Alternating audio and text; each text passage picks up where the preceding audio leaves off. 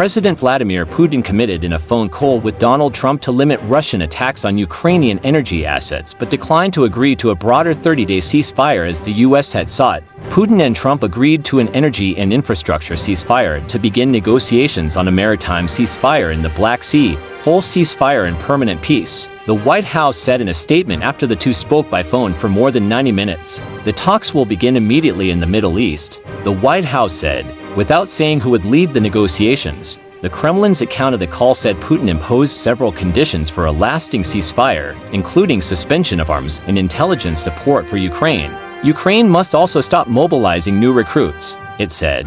The key condition for preventing the escalation of the conflict and working toward its resolution through political and diplomatic means should be the complete cessation of foreign military assistance and the provision of intelligence information to Kyiv, the Kremlin said. The Russian demands will force a tough choice on Trump, who had called for an immediate halt to the fighting for 30 days before working out details of a longer-term agreement. Recent comments by Trump have prompted fears that the U.S. may be willing to sacrifice Kyiv's interests as part of a push for a deal. Before the call, Trump wrote in a Truth Social post that many elements of a final agreement have been agreed to, but much remains. Ukraine and its European allies are anxious that Russia won't honor any deal with Trump to end the war, leaving Kyiv vulnerable to attack in the future. After Trump came to office having pledged rapidly to end the conflict, they also worry that Putin may leverage U.S. interest in securing a deal to make additional demands that would undermine Ukraine or threaten Europe's future security. UK Prime Minister Keir Starmer spoke to Trump ahead of the U.S. leader's conversation with Putin.